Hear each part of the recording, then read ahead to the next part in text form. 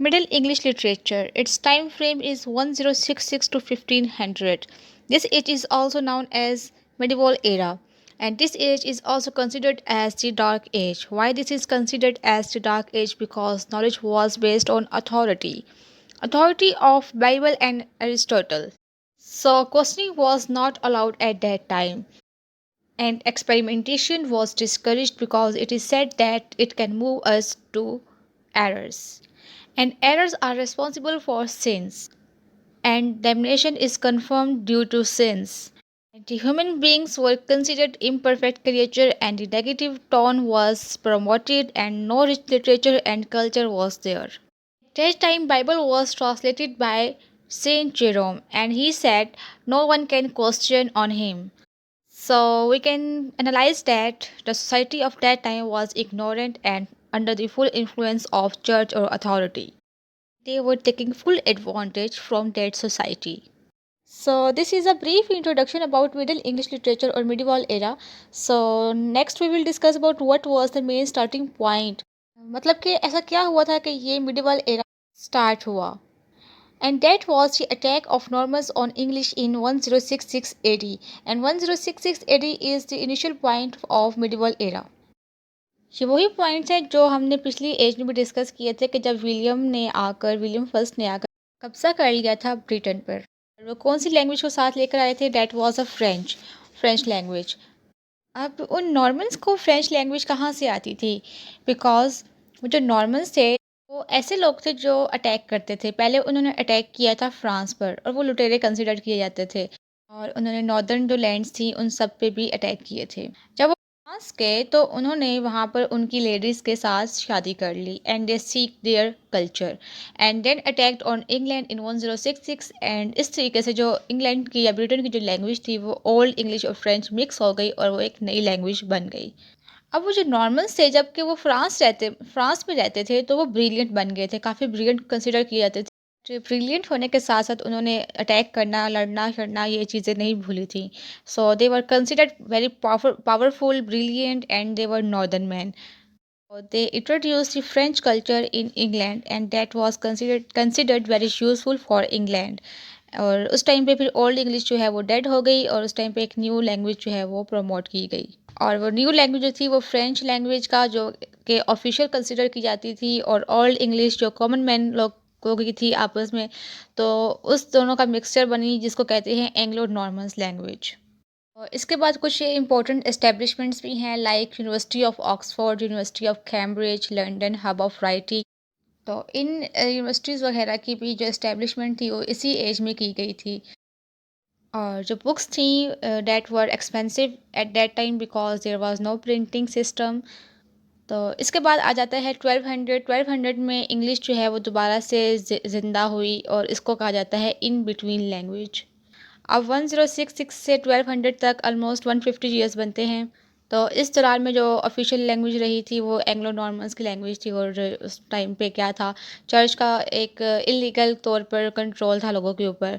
अब यहाँ पर लिटरेचर में कुछ न्यू चेंजेस आ जाएंगी 1200 के ऑनवर्ड।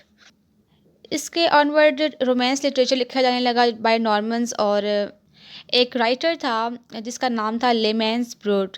उसने क्रॉनिकल ऑफ ब्रिटेन लिखी थी। क्रॉनिकल होती है हिस्ट्री ऑफ इंग्लिश, मतलब क्रॉनिकल को वैसे हिस्ट्री कहते हैं, हिस्टोरिकल इवेंट्स होते हैं इसमें, लेकिन उसने जब क्रॉनिकल ऑफ ब्रिटेन लिखी तो उसमें आता है हिस्ट्री ऑफ इंग्लिश। जब उसने हिस्ट्री ऑफ इंग्लिश लिखी तो लोगों को अवेयरनेस हुई कि अच्छा इंग्लिश लैंग्वेज तो ऐसी है, हम तो वैसे ही फ्रांस की लैंग्वेज को फॉलो कर जा रहे हैं। So after this work English was again on peak. तो जो वर्क लिखे गए थे उसमें आता है King Arthur and his knights. King Arthur का जिक्र फेरी क्वीन में भी किया जाता है एज अ मेन कैरेक्टर। तो इसके बाद जो लेमन की लैंग्वेज थी वो डिफरेंट थी और उस टाइम पे जो पावरफुल अथॉरिटी थी वो कैथलिक चर्च की थी। जो रिलीजन था या चर्च जो था उस टाइम पे वो कैथलिक था। कैथलिक चर्च को बहुत ज़्यादा पावरफुल कंसिडर किया जाता था। और उसके बाद एक पोम लिखी गई थी the owl and the Nightingale. और रिलीजियस वर्क्स में आता है कर्सर मंडाई और क्लीनेस एंड पेशेंस। तो इसके बाद आगे चौसर की एज स्टार्ट हो जाती है जो 14th सेंचुरी है वो कंसिडर की जाती है as the age of Chaucer, Geoffrey Chaucer. Chaucer is known as father of English literature. उसने बताया कि इंग्लिश लिटरेचर कैसे लिखना चाहिए, कैसे लिखा जाता है और उसका जो मेथड था वो काफ़ी आगे एक पूरी सेंचुरी में भी फॉलो किया गया था। तो उसका एक फेमस वर्क है द कैंटरबरी टेल्स। तो उसमें उसने पूरी एक सोसाइटी की रिफ्लेक्शन दी है। जैसे कि मैंने आपको पहले ही बताया था कि लिटरेचर की डेफिनेशन में क्या है कि it is a reflection of society और it is also known as expression of feelings. तो इसकी जो डेट ऑफ बर्थ है वो है 1343 टू 1400। और इसको पॉलिटिशियन बनने का बहुत शौक था, पॉलिटिक्स में काफ़ी इन्वॉल्व भी रहा था। और इन 1357 he became the political servant for Britain monarch. तो इसके बाद वो बना था, उसने अपना वर्क भी लिखा और उसको घूमने फिरने का बहुत शौक था, वो बहुत ट्रैवल करता था। जब वो ट्रैवल करता था तो वो डिफरेंट सोसाइटीज़ के साथ इंटरलिंक्ड रहता था, तो उनकी काफ़ी ज़्यादा चीज़ों को ये समझता था, देखता था। तो ये अपनी राइटिंग में इन सब चीज़ों को तकरीबन यूज़ भी करता था। लाइक एक बंदा है, अगर वो सिर्फ अपने गांव में ही रहता है तो, और वो इधर उधर के शहरों में नहीं जाता, तो उसको तो इतनी, उसके पास इतने एक्सप्रेशंस, इतने लफ्ज़, इतने वर्डिंग वगैरह कुछ भी नहीं है जितना एज़ कंपेरिजन उस बंदे के जो बहुत ज़्यादा ट्रैवल कर रहा है। तो एक टाइम था जिसमें इसने ट्रैवल किया था इटली, और वहाँ पे रेनेसा था, मतलब रीबर्थ ऑफ लिटरेचर थी। तो ये इटली रेनेसा से बहुत इम्प्रेस हुआ था और इसने अपने यहाँ पर इस जो न्यू वर्क है इसको फिर लिख डाला। और अब इसको मतलब इसके बाद जो एज आती है वो इंग्लिश रेनेसा की है, जो चौसर की एज के बाद है। और बेसिकली उसका जो मेन पॉइंट है इंग्लिश रेनेसा का, वो चौसर के वर्क से ही इन्फ्लुएंस था। बेसिकली एक कोई ना कोई, जैसे कहते हैं चिंगारी कोई लगाता है तो आग भड़कती है, इसी तरीके से चौसर ने अपने वर्क में एक चिंगारी के तौर पे काम किया। और इसके बाद इंग्लिश रेनेसा का पीरियड स्टार्ट हुआ था। एक और मेजर इवेंट है 14th सेंचुरी में, that is known as 100 year war.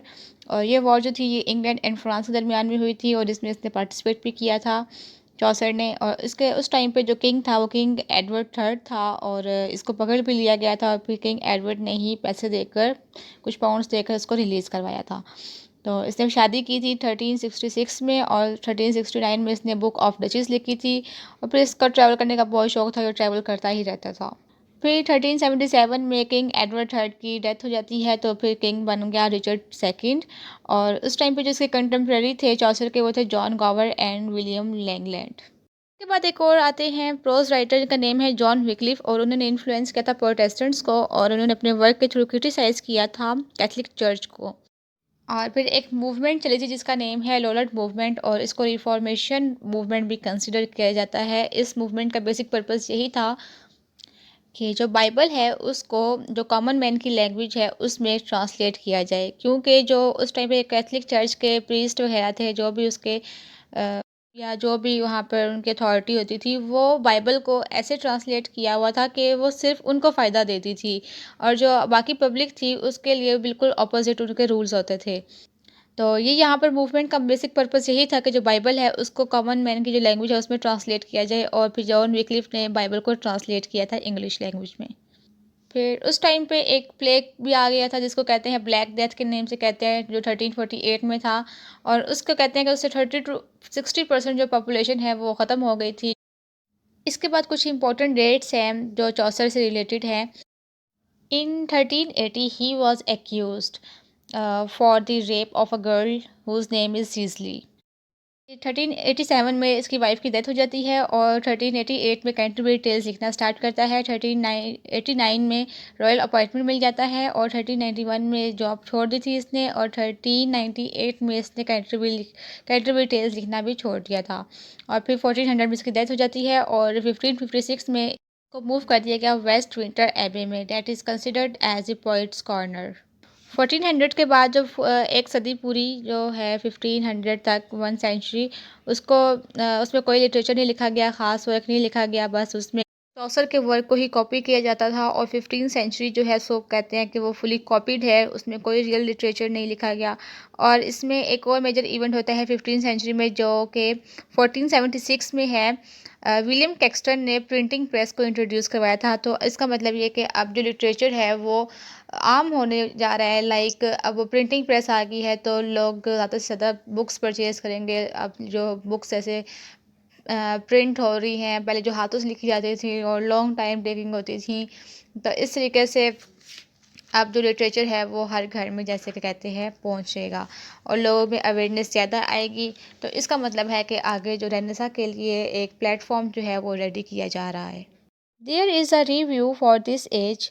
in which we have discussed about the contributors that shows a full reflection of 14th century. And the religion of that time was tough Christianity and the hold of Catholic Church, and rulers were Edward III and Richard II. Philosophical point of that age was War of Normans, and there was a new start of English literature that is also called as in between language. Literary condition of that people was not good. Criticism by Wycliffe and Lollard movement, and there was a misfortune that is known as Black Death. Political nature of that people was very brutal that we see in Hundred Year War. There is last William Caxton who introduced the printing press in 76.